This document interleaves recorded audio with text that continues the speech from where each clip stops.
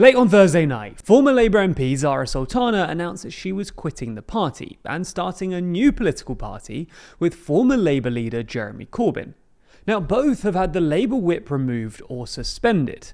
Corbyn had it removed back in 2020 for suggesting that the claims of anti-Semitism in the party were exaggerated, and Sultana had it suspended in 2024 for voting to remove the two-child benefit cap.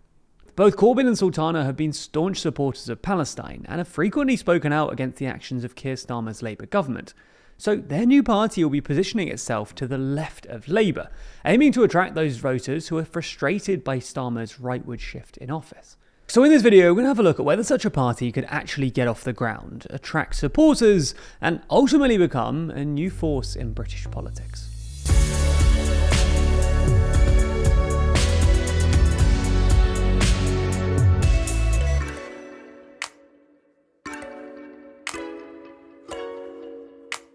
Never miss an episode and always feel in the loop by subscribing and ringing the bell. Now, it's worth starting by having a look at exactly what Sultana said on Thursday night.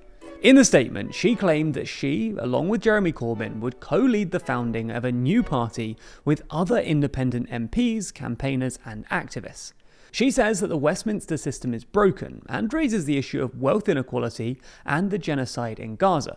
Sultana also points out the reason that she was suspended from the Labour Party and goes on to claim that Labour has completely failed to improve people's lives. She ends her statement by claiming that billionaires already have 3 parties fighting for them. It's time the rest of us had one.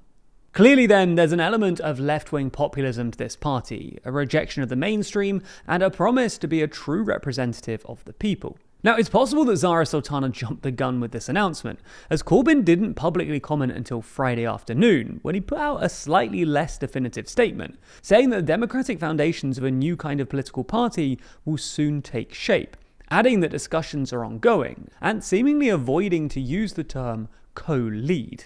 Nonetheless, something is clearly in the works, so what will this new party look like? But while we haven't really got any specific details, we can infer a fair amount from the statements and previous comments. Sultana's announcement suggests that the aim is to bring in other independent MPs, perhaps the 5 that, like Jeremy Corbyn, were elected in 2024 as independents and went on to form a parliamentary faction called the Independent Alliance.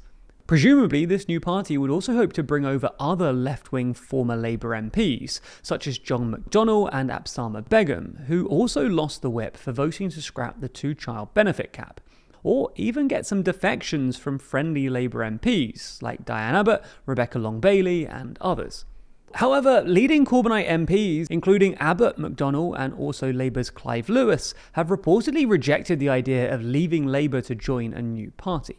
The party may also seek to bolster its ranks by looking to the local level, as in numerous councils across the country there are groups of councillors either elected as independents or who quit Labour in frustration at Starmer's premiership.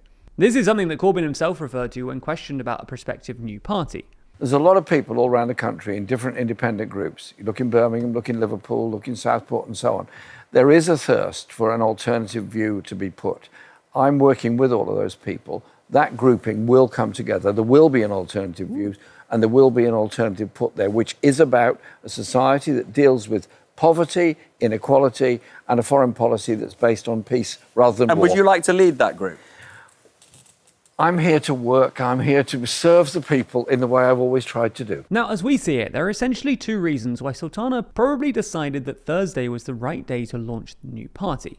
The first is that Saturday was the 1-year anniversary of the Labour government. Establishing a new party so close to this anniversary is intended as a clear criticism of the government and allows them to highlight the failures of the government over the past year. The second is that last week was a particularly bad one for Starmer.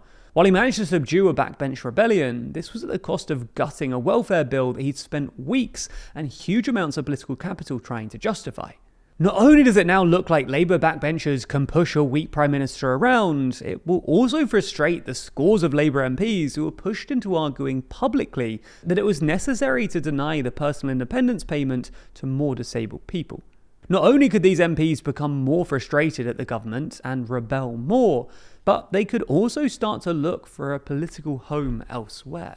Anyway, aside from any question about timing, it's important to ask what kind of impact this new party could actually have. Well, short of actually winning an election, there are lots of ways that it could influence things if it grows to a reasonable size.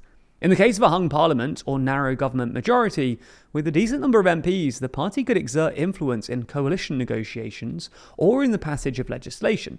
As the experience of Nigel Farage's Reform UK in relation to the Conservatives shows, even if a Corbyn party only won a handful of seats, just earning the vote of a few thousand people across enough key Labour constituencies to put those seats in doubt is a way of exerting leftward pressure on Labour, whether it's over welfare, Gaza, spending, or anything else. As for actual numbers, a recent poll by More in Common put a hypothetical left-wing Corbyn-led party on 10% of the vote, which is a pretty decent debut. Though remember, this party doesn't actually exist yet. Unsurprisingly, the poll shows that the Corbyn party would take votes away from Labour, which was down 3 percentage points in that scenario, boosting Reform's lead, while the most damage, falling from 9 to 5%, would be done to the Green Party, which in recent years has become a bit of a refuge for those on the left of Labour dissatisfied with its current leadership. This has naturally raised fears about the impact of vote splitting on the left, and even though the Greens may well be the biggest loser out of this, prospective Green Party leader Zach Polanski responded pretty favourably to Sultana's announcement, so there is a plausible scenario in which a Green Party led by Polanski could strike some kind of red-green electoral pact with the Corbyn-Sultana party in order to optimise the left-wing vote. The next few years then will be a real test of the organisation skills of the Corbynite left, and winning over some other big names will be crucial.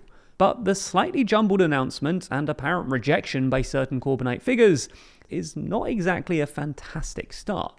It's also worth remembering here that small parties in British politics tend to struggle to gain a foothold in elections. Think back to the creation of the Independent Group for Change, which also attracted a number of sitting MPs. Their presence in politics was ultimately very short-lived. But at the end of the day, British politics is clearly in flux. It's more fragmented than ever and looks decidedly European, in that smaller parties are polling far higher than normal. So perhaps the conditions are prime for a new party to break the mould and threaten Labour's long-standing dominance on the left. This is a complex and nuanced story though, and as such there's plenty more to read about it online, with 106 sources reporting on it. The issue is, how can you be sure that what you're reading isn't totally biased? Well, that's a problem that we face when writing these videos too, and luckily that's where this week's sponsor, Ground News, comes in. For this story in particular, they've identified that there are at least 30 left-leaning and 19 right-leaning sources reporting on it.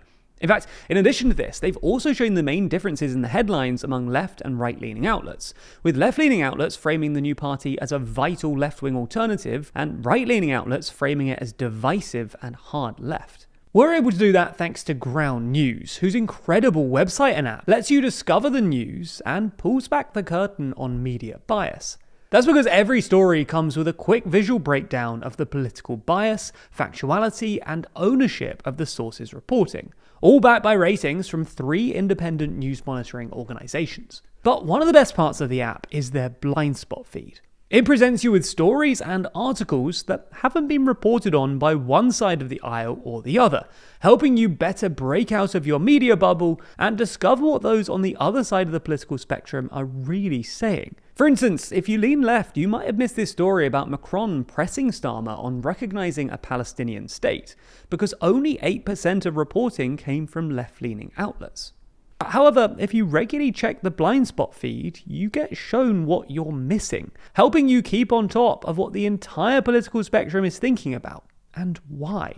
If you're interested in everything that Ground News has to offer, you can get 40% off the unlimited Vantage plan by using the link in the description, or scanning the QR code. This offer is only available here, so make sure you use our link to get started and support an independent news platform working to make the media landscape more transparent.